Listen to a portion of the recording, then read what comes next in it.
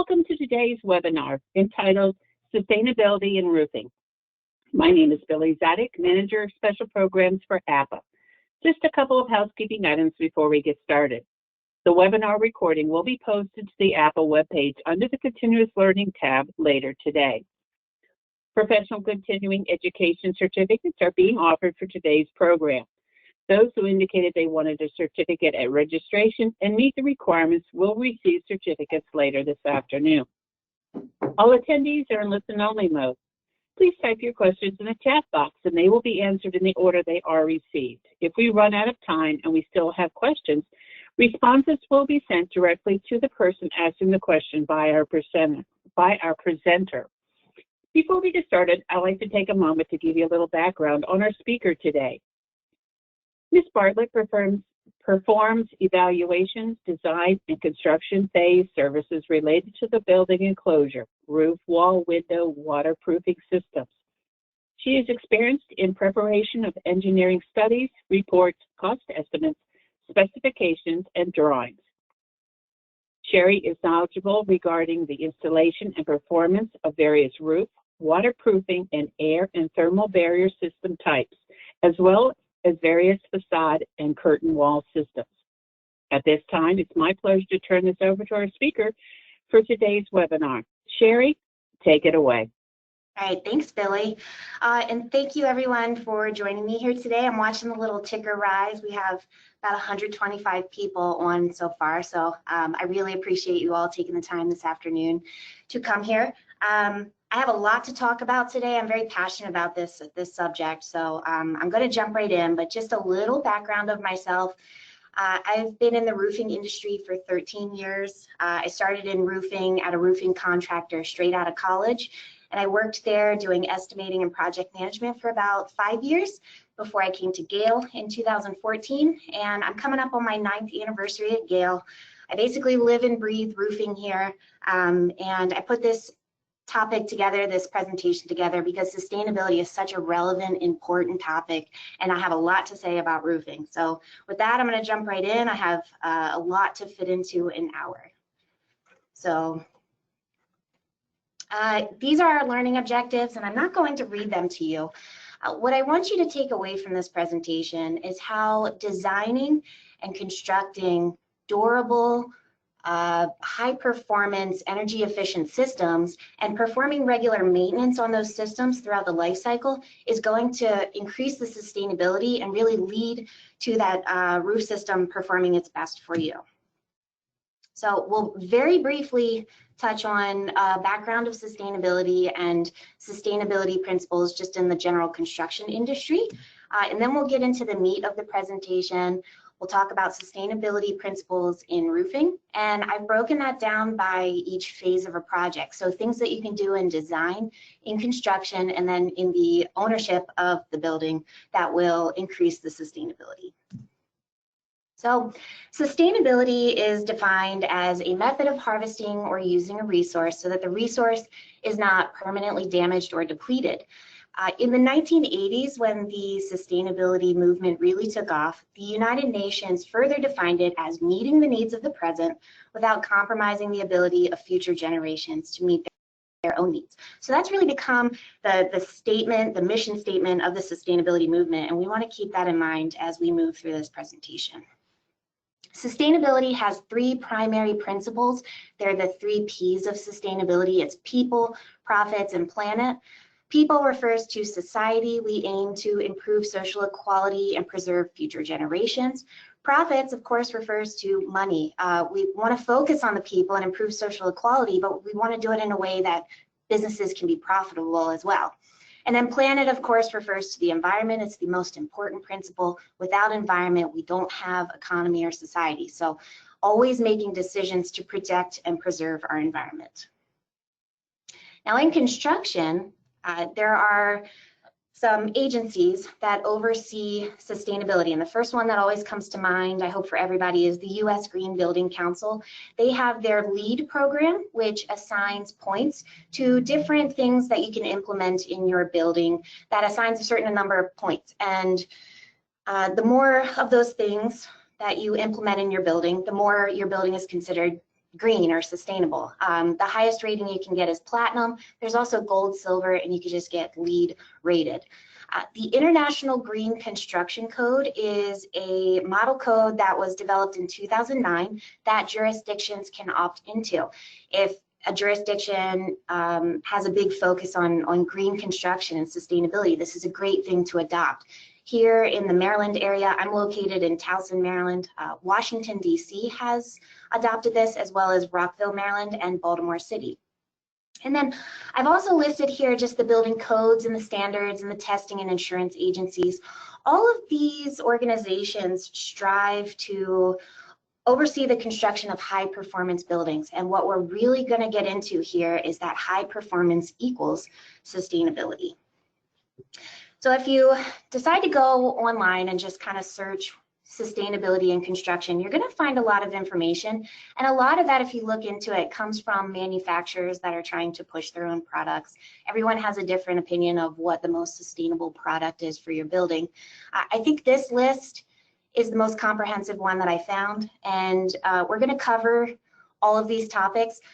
In construction, and this is going to relate to roofing, of course, as well. You want to focus on using sustainable, responsibly resourced materials. You want to make sure that the materials you're choosing are appropriate for your building and your climate. You want to focus on energy efficiency and water conservation. Durability is, once we get into roofing, that's really where I'm going to focus, because I think that's where, as the first line of defense against the elements, I think that's where roofing really shines. And then we'll also touch on waste reduction and, of course, indoor air quality. Think of that, the 3 Ps of sustainability, the people. You want to create healthy environments for the people in your building. Okay, so I have a lot of conversations with people that aren't quite as in-depth into roofing as I am, maybe still in the industry. And when we talk sustainability in roofing, I have a tendency to talk colors. So if you look online, if you talk to architects, these are kind of the things that are going to dominate sustainability in roofing, the blue, white, black, and green roofs. And I just want to preface this and say, a few of these are very easy and great to implement in new construction, but maybe a little bit difficult to implement in a re-roofing project. Okay, so a blue roof is a roof that's part of a system that detains stormwater. It's going to temporarily store stormwater, and then it'll release it after the rain has stopped to help mitigate the risk of overwhelming the stormwater infrastructure. The benefits of this is it can help reduce building cooling costs, and it also, you can reuse that stormwater on your site for irrigation, for water features such as fountains. But again, this is part of a huge building-wide system that could be difficult to implement in a re-roofing in an existing building.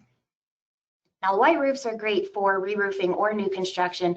This literally applies to the color of the membrane, using a white or a light-colored roof membrane. These are really good in climates that have more cooling days than heating days. They reflect that sunlight and therefore that unwanted solar absorption, so they can help reduce your energy costs, your carbon emissions, and they also help reduce that urban heat island effect.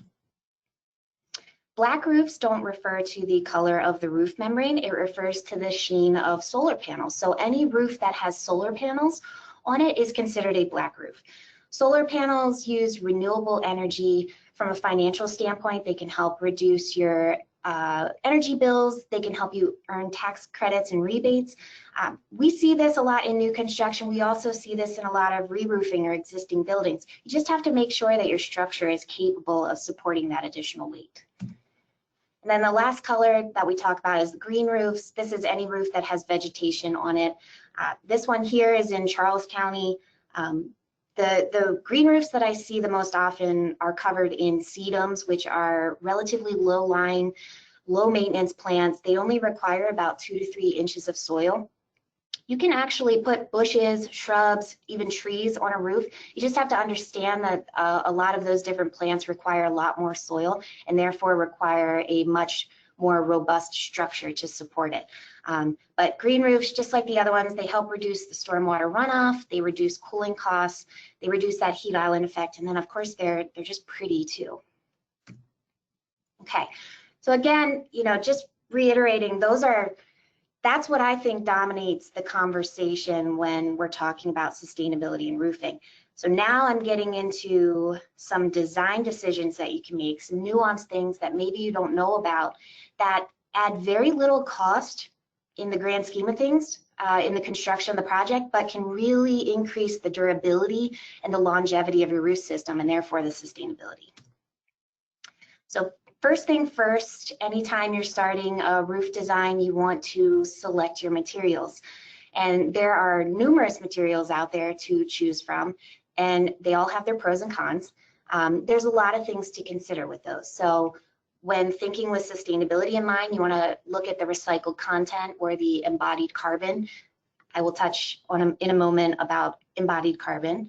You want to look at the maintenance requirements. You don't want to put materials on your building that are going to require a significant amount of maintenance. That's going to be very costly over time and very, consuming. You want to take a look at the weight of a material. Your building structure is only designed to support so much weight. So you want to make sure that whatever you're choosing won't put additional strain on your building. Roof slope is important. In steep slope roofing, metal roof panels and asphalt shingles have minimum slope requirements.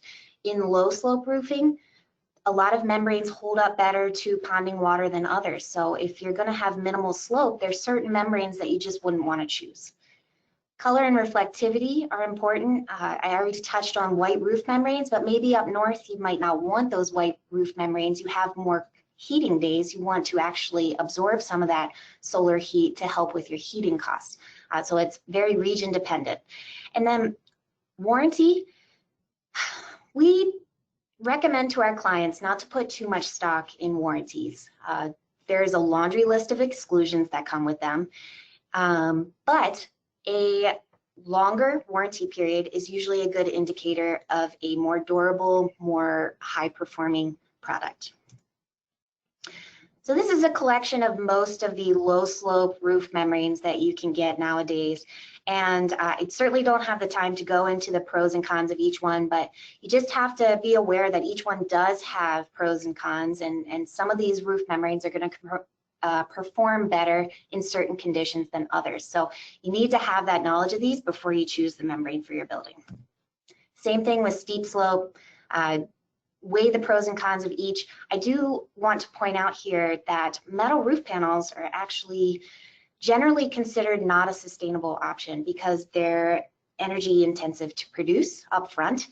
They're costly and it takes a lot of energy, but installed well, they can last on your building for 2 to 3 times longer than other materials. So you have to look at the whole picture when choosing your materials. Now, I gave this presentation earlier in the year, and I had some people ask me about embodied carbon because I didn't touch on it too much. I think it's a little bit of a gray area, but I just wanted to touch on it here. Embodied carbon refers to the greenhouse gas emissions arising from the life cycle of a material, from resource extraction all the way to disposal. Your manufacturers can get you information on the embodied carbon of the material that you choose. They provide what are called environmental product declarations or EPDs. There's 2 different types. There's cradle to gate and cradle to grave. Cradle to gate is going to give you the embodied carbon from resource extraction to when it leaves the factory to be shipped to your site.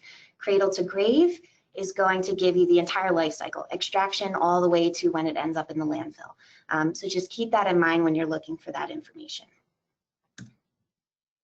Okay, we talked about energy efficiency being a sustainability principle. A great way to increase the energy efficiency of your roof system is to increase the R value or provide insulation above your roof deck. So the United States is broken up into several zones. Each zone has a different R value requirement based on the International Building Code. Here in Maryland, we're primarily in zone 4. We require an R30 on all new roofs. That's about 5.2 inches of the polyiso insulation. So you want to strive to do this. I almost say you kind of have to do it. It's code, but some people try to get around that sometimes. Now, when installing insulation above deck, a lot of times you're going to be mechanically attaching those insulation boards. If you have a steel deck or a wood deck, And there are minimum fastening pattern requirements based on wind uplift requirements, the location of your building, the height of your building. Something that we usually recommend that's a very small cost up front that will make a big impact in long run is to exceed your minimum fastening pattern requirement. So if you find that you only need 8 or 12 fasteners per 4x8 board, shoot for the 16 fasteners per 4x8 board. Those 4 to 8 extra fasteners aren't going to cost very much, but they're really going to help your building perform in those extreme weather conditions, those major storms that we seem to be getting a little more often than we used to. Now, on the topic of fastening, there's quite a few manufacturers out there that are perfectly fine with you mechanically attaching all layers of the insulation. Those fasteners are metal, and they result in what we call a thermal bridge. So that metal is going to transfer heat from the inside of your building to the outside, or vice versa in warmer months, resulting in what you see in these photos. There's fasteners on that snowy roof, maybe 1 per 2 square feet, and at every fastener, the snow has melted because it's transferring the heat from the inside of the building to the outside. That reduces your energy efficiency and kind of negates the positive effects that you were looking to get. A better way to do that is to install your insulation in multiple layers, mechanically attach only the base layer, and then set subsequent layers in adhesive so that you have separation between those metal fasteners and the outside. Again, with most single-ply manufacturers, it's typically considered acceptable to install the membrane directly on your insulation board. But we recommend always incorporating a cover board in your roof system between the insulation and the roof membrane. Cover boards increase the wind uplift resistance, and they also increase the puncture resistance of your roof. So if you think about, you have mechanical equipment on your roof and you have maintenance workers up there with their tools, or even if you're in an area prone to hail, that cover board is just going to help your roof system perform better in those extreme conditions. And then lastly, on the topic of insulation, I'm going to talk about slope. I mentioned earlier that certain membranes hold up better to ponding water than others, but either way, you really don't want ponding water on your roof. Ponding water amplifies the effects of UV rays, UV degradation, and it's going to lead to premature degradation of your membrane. So you want to get water off your roof as quickly as possible. In new construction, there's a requirement for a 1/4 inch per foot slope to drainage. In re-roofing, there is no minimum requirement. It's just positive slope to drainage. But we always recommend shooting for that 1/4 inch just to get that water off your roof as quickly as possible. Now, the manufacturers and the NRCA recommend a minimum of 8 inches of base flashing height above your roof. So base flashing is the membrane that turns up onto vertical surfaces above your roof, on rising walls, on your parapets. And the reason they recommend that minimum 8 inches is because that upper edge, that cut edge at the top, is the weak point in the base flashing system. It's usually sealant dependent. So you want that to be up out of the line of drifting snow, of driving rain. We typically recommend in all our designs, we strive for a little bit more than 8 inches. We go for 12 inches. We actually have clients that prefer 18 to 24 inches of base flashing height. Again, just a small cost during the construction of the project to get that higher base flashing height is really going to help your roof system perform in those extreme conditions, those big snowstorms that we get every couple years.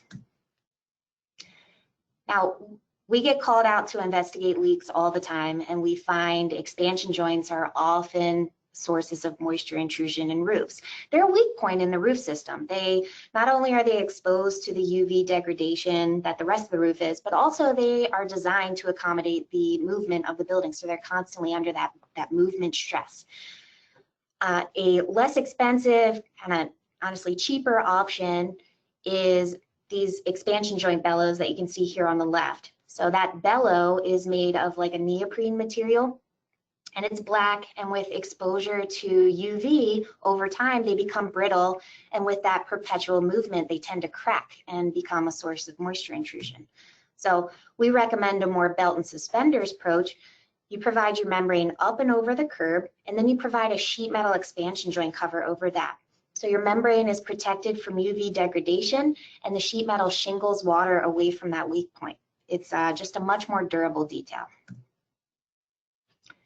Now, pitch pockets have historically been used to cover difficult flashing conditions like I-beams or square penetrations, or, as you can see here in the photo, when pipes are ganged a little bit closely together. Pitch pockets are not warranted. I don't know of a single manufacturer that covers pitch pockets. And the reason they don't cover it is because everybody is aware they leak.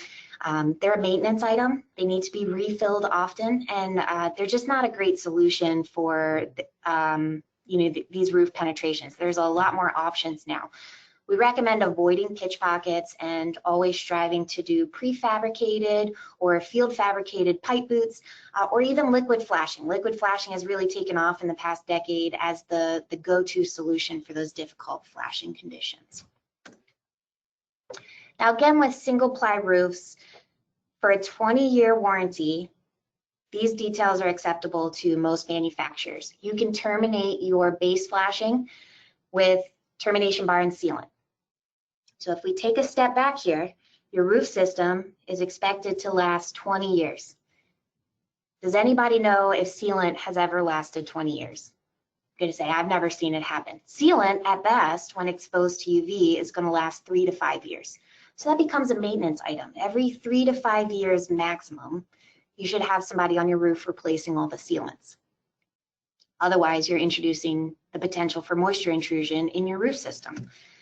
We recommend taking it a step further. You terminate your base flashings with termination bar and sealant, and then you provide a sheet metal counter flashing or a pipe hood or something like that.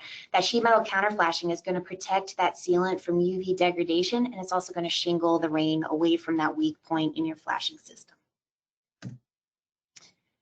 Now, material compatibility is very important. When you're building your roof system, you need to make sure that the insulation and the cover board are acceptable to the roof membrane and the adhesives that you're using. You don't want to build a system that eats itself up over the course of 10 years. Additionally, there are materials out there that don't play nice with others. And my firm learned this the hard way before I started here. We learned this about 15 years ago.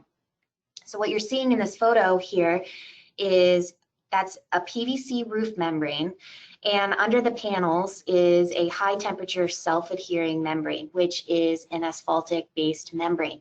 PVC and asphalt don't play nice with each other. The PVC causes a chemical reaction with it. As you see here, it causes the bitumen to leach out the back of that high temp membrane and drip down the walls. I see this all the time. You need to have that connection between those two membranes because you want that continuous air barrier, you want that continuous water barrier. So they need to overlap, but maybe they can't touch. There's plenty of products on the market today to separate those. You can use foil tape, you can use sheet metal. Everyone seems to have a roll of something that can be used to allow those materials to overlap each other but not touch.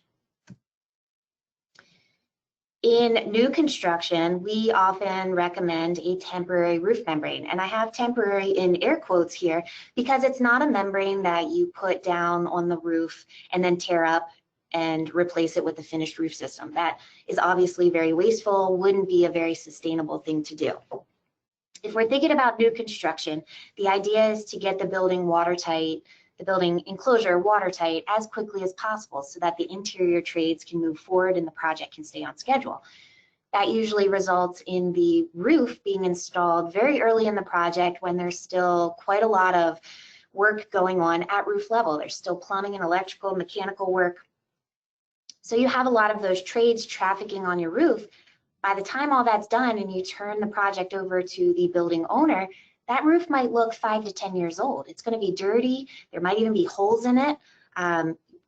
You really don't want to do that. So what we recommend is to provide this temporary membrane. It's a thinner mill, cheaper, less expensive membrane that you put down, and that makes the roof watertight so trades on the interior can move forward. But then When the trades on the roof level are still trafficking this, it's not a big deal if this gets damaged. So you can allow that work to continue at roof level, and then when those other trades are done, the roofer can come back in, they can install the insulation, hopefully a cover board because we've determined that's a great idea, and then the finished membrane so that when the building is turned over to you as the owner, it looks like the brand new roof that you paid for. Now, attic ventilation, there's a requirement for that in the IBC, and there's also requirements for that in shingle warranties. So with any shingle system, you're pretty much all of them, you're getting lifetime warranties these days. You'll see in the exclusions that failure due to lack of ventilation is not covered. It's very important to the life of shingles to have adequate ventilation. So a lot of times what I found is it could be very difficult to ventilate an existing attic space. I've seen a lot of pseudo attics where you think it's an attic, but really it's just a drop ceiling. And of course you don't want to ventilate that space because then you're just letting untreated air into your building. So when you don't have that option of attic ventilation, a great idea is to utilize a composite insulation board. This is a factory laminated board that comes with a certain thickness of ISO insulation, 1-inch airspace, and OSB. So that airspace allows air to move from the eave up to the ridge directly underneath your shingles, keeping them cool, keeping them ventilated, and extending the service life. Okay. Now, if there are any other building enclosure experts on the line, I'm officially losing my enclosure consultant card by recommending skylights because sometimes they have a tendency to leak, but skylights are a great way to bring natural daylight into the interior spaces of your building, which has been proven to be very important for the health of us, society. So you think back to indoor air quality and the 3 Ps of sustainability people, you want to create healthy environments. This is a school we finished up last summer, and this photo here on the left it's 2 classrooms right next to each other. The one on the right has the old skylight. So you can see at roof level and in the classroom, those skylights have yellowed over time. They're about 20 years old, and that type of skylight does tend to yellow over time. That yellow light is very bad for our health. It has been proven to make us very tired and lethargic. So we replaced the skylights with energy efficient, opaque assemblies that provide this nice, even, bright white light that you can see in the left classroom of that first photo. And it's just going to create a much healthier environment for the people occupying this building. Now, one of my learning objectives that I didn't read to you is understanding that roof systems are not standalone systems. They interact with other building systems to create the building as a whole. And that's very on the nose, very obvious. But what we find is once a building exists and these things are on replacement schedules, that seems to get forgotten. So here's a peer review that we did, 10 years or so, and it's focusing on the transition between the roof membrane and the terracotta and the metal wall panels. So the roof system probably has a lifespan of 20 years. That's the typical lifespan of a roof system. Terracotta wall panels, metal wall panels, probably have a lifespan of 40 to 60 years. They're intended to stay on your building a lot longer than the roof. So our comments here on this peer review is in 20 years, how are you going to replace that roof system without taking off these panels that haven't even lived a third of their life cycle? There's no way to do that. The way that it's installed and the way that it's designed, that would be impossible. So keeping that in mind when you're designing those systems, how they're going to interact with each other is very important. This is another example of that transition kind of being forgotten during design. So this is a project. I'm finishing up construction. I'm hoping it's done this month. We were called out to do a roof design back in 2017. And when we went out to check out the project and take our photos, we found that these windows, these clear story windows above the roof, had just been replaced, maybe about a year prior to that. Unfortunately, the designer who installed this window project reused the existing rough opening for these clerestory windows. So windows out, windows in. They didn't put any thought into the fact that this roof system was about 25 to 30 years old at that point, likely didn't have the R value that's required by today's IBC, and also had significant ponding water issues, so didn't have appropriate slope to get water to drainage quickly enough. So we had to deal with that when we came out to design this roof.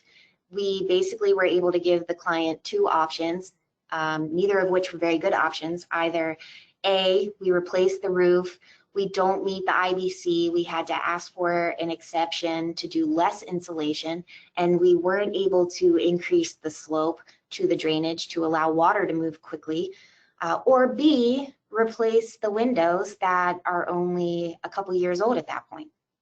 So obviously the client opted not to replace the windows that had just been installed a couple years ago.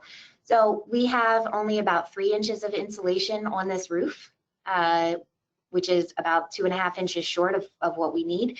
And as you can see, the water doesn't quite make it to the drains very quickly. I will say that this is immediately after a rainstorm, so it does eventually make it there. It's just a little slower than we would like. Unfortunately, this is the same project here on the left. Mechanical systems are another system that we deal with a lot in roofing. On this project, a mechanical renovation happened in 2019, and they installed new ductwork under this rooftop unit about 2 to 3 inches above the existing roof. So again, we need to get thicker with the roof. We need to gain more slope. That ductwork, you know, we just did the roof replacement this summer. That ductwork was only 4 years old at that point. That ductwork is in the landfill, and we had to replace it with a wider, less deep assembly to accommodate the thickness of the new roof system. So I'm coming to the end of the design portion of this. So we'll end on a good note. Here's an example of the design process and the coordination going right. As you can see in the before photo here on the right, we had a roof that did not have adequate slope. It had a lot of ponding water, and it also only had about 3 inches of insulation on it. We need about 5.2. So there was a mechanical renovation happening at the same time under a separate contract. We actually were able to work with that mechanical engineer and let them know the heights that we needed for our roof system to give the client the minimum R30 and to give them 1/4 inch per foot slope so that water doesn't pond on their roof. And they designed their ductwork around it. So you can see in the after photo, we have our new roof system on. It meets code, it's got great slope, and there's room to spare below the new ductwork. Okay. There's so much more that can go into the design of a roof that's going to increase the durability, increase the efficiency of it, and keep it on your building longer, and therefore increase the sustainability. But I only have an hour, so we're moving into construction now. How do we continue that theme of durability and sustainability in construction? In design, I started with insulation. I'll do the same here. We talked about only mechanically attaching the base layer to avoid those thermal bridges. You also want to make sure that those multiple layers of insulation get staggered so you don't have joints between your insulation board that go all the way from the outside to the inside. So we find that contractors are typically very good about this in the field of the roof, but at the edges of their roofing days, they tend to fall a little bit short. As you can see here in the attached photo, that's probably about 10 inches of insulation that is just stacked vertically, creating a joint from the outside to the inside. So those roofing days, you know, if you think about it, roofers only have the capacity to put down so much roof a day. It's usually between 1,000 and 2,000 square feet. So you want to make sure that they're doing it not only in the field, but at the edges of those roofing days. So their tie-in to the next day is also staggered. So here's a photo of them doing it right. They've mechanically attached just the base layer, and they're setting subsequent layers in adhesive, and they're staggering the insulation joints. Now, with any roof project, we usually request a sequencing plan up front. There's going to be specific areas of staging. They're going to keep their dumpsters and their access in certain areas. And we typically want to see the roof replacement to start farthest away from the staging area and work your way back towards that staging area. That way, that's going to minimize foot traffic on finished membrane. It's not always possible to do that, but you want to strive for it. When it's not possible, you want to utilize insulation boards or plywood to create walking surfaces so that your crew isn't walking directly on the membrane and potentially damaging it. So I have a lot more bad examples than good, and I just think they're more impactful. I'm sorry, but this is a poorly sequenced roof, poorly protected roof. The membrane that's closest to me in the photo on the left is 5 days old, and it looks like a 10-year-old roof. The contractor couldn't stay off the membrane. Their crews were walking all over it, and it's a little hard to see in the right photo, but there are numerous patches on this brand new roof because the membrane was punctured so many times from gravel being stuck to the bottom of their boots, from tools being dropped. So you really want to avoid that. In built-up or asphaltic roofs, that asphalt or the cold adhesive that's used to put these membranes down takes a while to set up. If you walk on those membranes before that adhesive has set up, you create voids in the adhesive, and those voids are prone to holding moisture, even just from morning dew. So when you put your cap sheet, your finished membrane on top of that, that moisture is going to create blisters in that cap sheet, and then those blisters lead to premature degradation of that roof membrane. So we recommend having your manufacturers visit the site. We, at the very least, ask for beginning, middle, and end of the project. But we like to see them out there more often. There's certain manufacturers that are a lot better at that than others. In addition to manufacturer visits, we recommend having consultant visits or third-party inspections.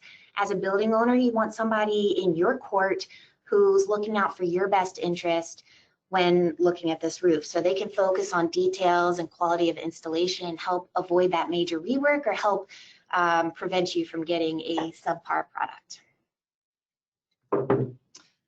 Okay, I have to bring up value engineering. It's a useful tool, but I don't often see it used well. Value engineering is defined as an organized effort to basically get the same performance out of a new system, just at a lower cost. But what we typically find is with the lower costs, you get lower performance as well. So again, this is an example here on the left.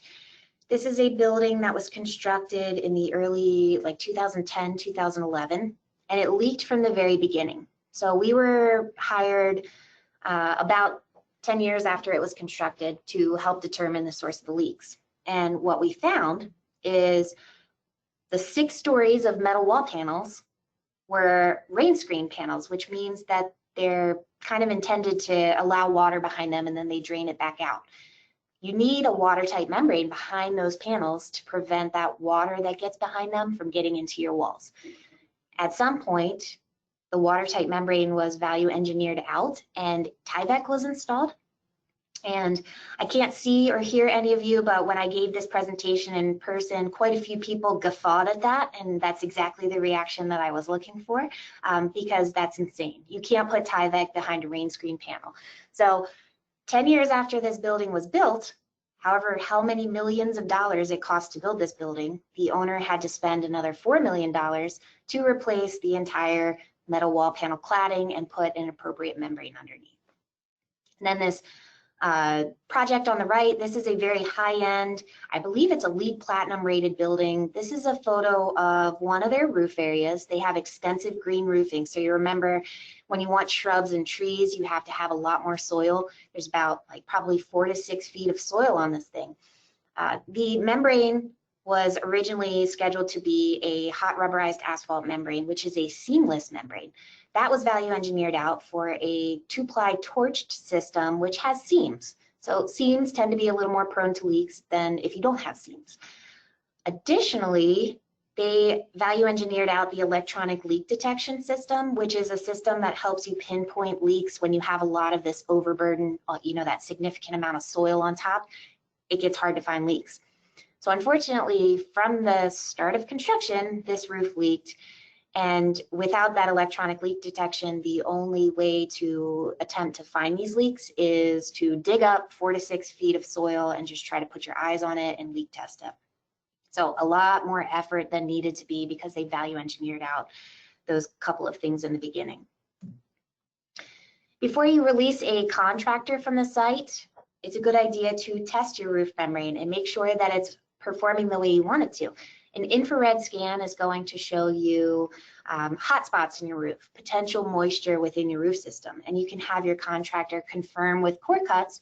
If they do find moisture, then they can determine the source of the moisture intrusion and get that repaired and replace anything that's been wetted before they leave the site and before you pay them. Electronic field vector mapping is another great way to pinpoint problems. This is where you create like a glaze coat of water on the roof membrane and then use an electric current to find those little holes. You can find very tiny holes that you otherwise couldn't see with the naked eye. And then lastly, spray tests or flood tests are a great way. We don't do so many flood tests anymore, but we do quite a few spray tests, and that's just using a garden hose to recreate a rain event. And that can help you find issues if you know of them. You can kind of do controlled testing to figure out exactly what's happening, or you can just test it to make sure that it doesn't leak before you're done. Okay, so now your architect's gone, the contractor's gone. I believe most of you are going to be building owners and facility managers. You own the building. So how do you continue that theme of sustainability as you hang on to this roof? I want to reiterate these principles in construction. I think we've touched on most of these. Again, I know I was focusing mostly on durability. Where I think you as the owners can really shine are still in durability, and also in waste reduction and, of course, indoor air quality. Okay, we have entire presentations devoted to how important regular roof evaluations and regular roof maintenance is. You just can't put a roof on your building and forget about it. It does need regular maintenance. And actually, most of your warranties are going to require regular maintenance. Your warranty packets come with forms to fill out. You're typically asked to do them biannually. And if a big problem does arise with your roof and you call upon your manufacturer to fix it, they can actually, void your warranty by saying you failed to perform maintenance and that's why you have failure. So not only that, failure to perform maintenance can cause premature failure of the roof itself, but also roof leaks tend to lend themselves to significant other building problems. So once you start introducing moisture into your building, you can have failed structures, you have rusted steel, rotten wood, and then you also get air quality issues because you get the mold. Mold is a bad word in our industry. Think sick building syndrome. That could be a huge problem for any facility manager or building owner. So this is pulled straight from a warranty packet from a manufacturer.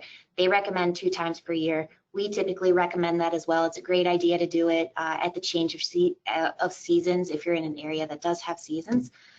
We also recommend checking your roof before and after any type of significant weather event. So small problems can become gigantic issues in nor'easters and hurricanes and big rain and wind events. So you want to check it beforehand to make sure that you're nice and tight, and then you want to check it after to make sure that you didn't sustain any damage. We also recommend performing inspections before and after any type of rooftop renovation. So you might be doing a mechanical renovation or having solar panels installed. You want to walk the roof with the contractor before the start of the project, and that way if there's any issues you can get them fixed ahead of time or you're aware of them. You also want to walk it at the end of the project. If any issues that are there that weren't there before, you know exactly who's responsible for them. Now I've collected some photos of things to look out for, but I want to be very clear here. These are photos of failed roofs. These roofs are beyond repair, beyond hope. These are very sad roofs. So it's not always this easy to spot. Your roof might not look this bad. You want to use somebody with a trained eye who knows what to look for before your roof gets to this point, because there's nothing to do about these roofs except replace them. And then of course there was a lot more cost associated with replacing these roofs because there's so much damage to other systems, other adjacent structures. We also recommend, what we always say is when you're doing a roof evaluation, look up. Anytime you have leaks presenting on ceiling tiles, presenting above head, everybody blames the roof. But what a lot of people don't seem to understand is there's a lot more than the roof above your head. There's mechanical equipment, there's rising walls, there's windows, and all of those things could have problems too. That could be contributing to leaks that you're experiencing inside the building. They can also contribute to leaks that migrate into your roof system and maybe haven't presented inside yet. So having those failing systems adjacent to your roof can actually cause premature failure of your roof system. Now here's where we get into waste reduction. So checking my number here, roofing waste accounts for 40 million tons of solid waste that ends up in the landfills in the United States every year. That's 5% of all solid waste in our landfills every year. So as building owners, as facility managers, what you can really do to be green, to be sustainable, is to keep your roof on your building as long as possible. You want to keep it on your building at the very least as long as its expected lifespan. There's a lot you can do to keep it on your building even longer. Well-maintained roofs are great candidates for coatings and overlays. So coating acts as like a sunscreen to your roof membrane. It's just going to protect that roof membrane from the UV degradation, which is what really kind of ages your roof membrane. There's so many different kinds of coatings. There's so many different levels. There are pails of things that you can pick up at Home Depot and slap on 2 coats and get 5 years. There's more intensive systems that you can fully reinforce, and you can get, I think I remember a project where we got a 25-year warranty with a fully reinforced coating system on top of the roofing warranty that already existed. So the important thing to remember about installing coatings is if more than a quarter of your roof needs to be repaired, it makes financial sense to just go ahead and replace the roof at that point. It doesn't make financial sense to install a coating. So you really need to keep your roof in good working order, and you want to start considering these in a 20-year roof system. You want to start considering these things at maybe year 10 or 15, being proactive about it. You don't want to wait until the roof has reached the end of its lifespan. Overlays are the other great option to get a new roof while also keeping your existing roof on your building and out of the landfills. An overlay is exactly that. You just put a new membrane over the existing. You can do this once. The code dictates that you can't have any more than 2 roofs on your building. Overlays are exempt from the R-value requirements dictated by code. So if you just don't have the money to increase your insulation to meet current code requirements, an overlay may be a good option for you. It's also a good option if that's something you're looking to do. If you're looking to get more insulation, this is a great way to do it. You can just put it right on top of that other membrane.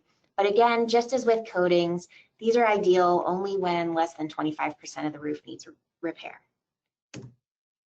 And then lastly, when you do finally get to that replacement time, when you can't keep your existing roof on any longer, see where you can reuse or possibly recycle.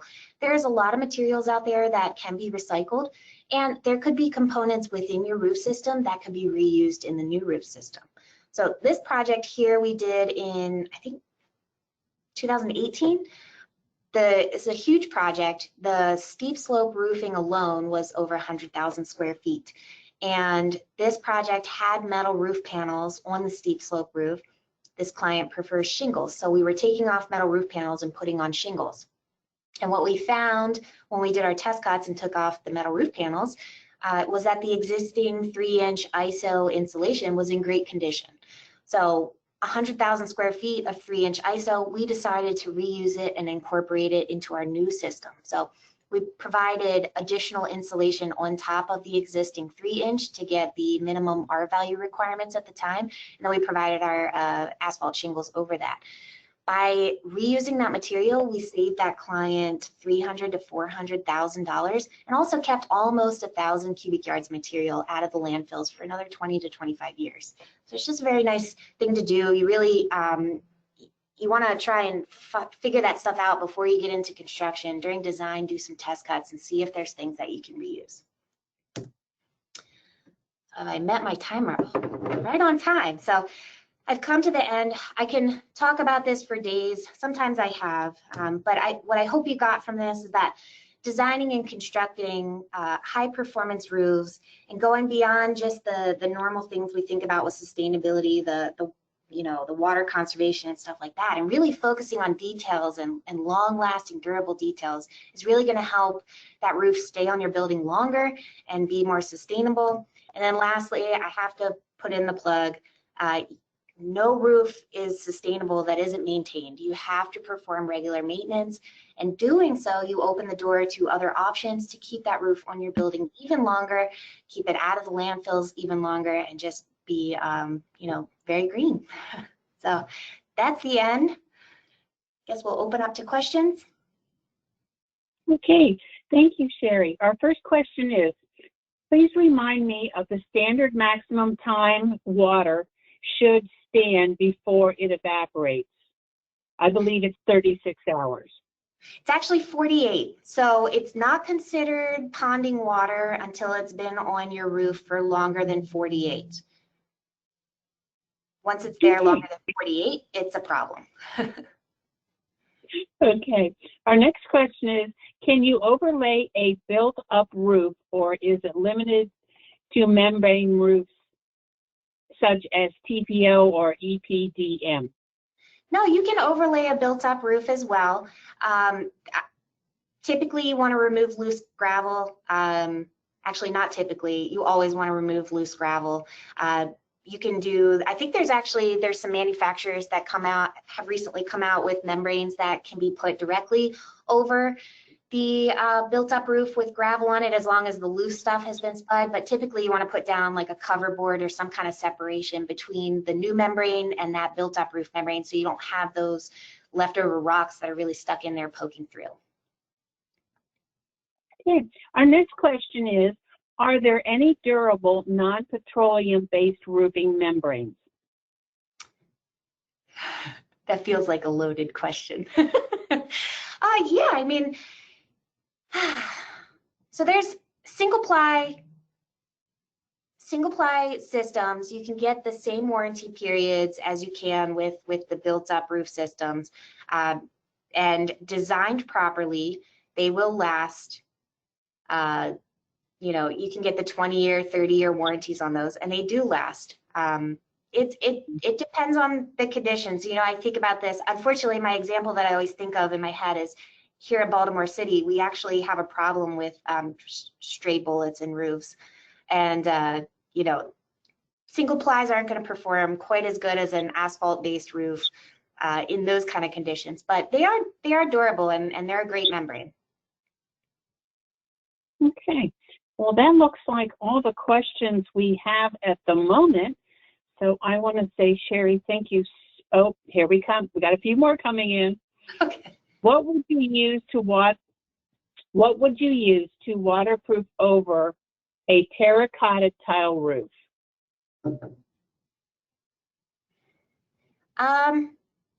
That's a very good question. I've never tried to do anything on top of a terracotta tile roof.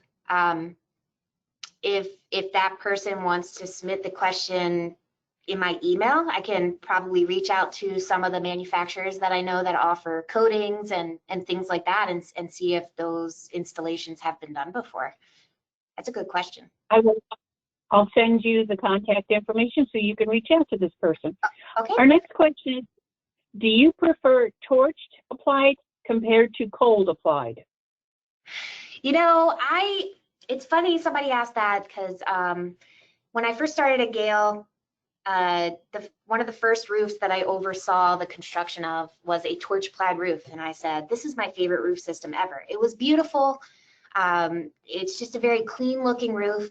I just this summer finished up a cold applied 2-ply modified roof, and it is a beautiful tight roof. They did a great job with the adhesive. There's not too much of it applied, so it's not squishy like the very technical term of squishy, sorry. When you're walking across it, you're not creating footprints. It's done very well. So, you know, each one has its pros and cons. Of course, you have to be really careful about torching. That's a big safety thing, and you want to make sure you really trust your contractor when you're torching a roof system. But I just have to say that when either one of those are done well, they're both a great roof system. Okay, well, thank you. It looks like that is the last.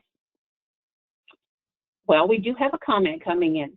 Okay. Fantastic presenters, informative yet approachable to the audience. So, Sherry, I want to say thank you so much for a great, great presentation and taking time to be with our group today. And as always, thank you to Gail. And to our attendees, thank you for taking time out of what we know is an extremely busy schedule for your institutions right now.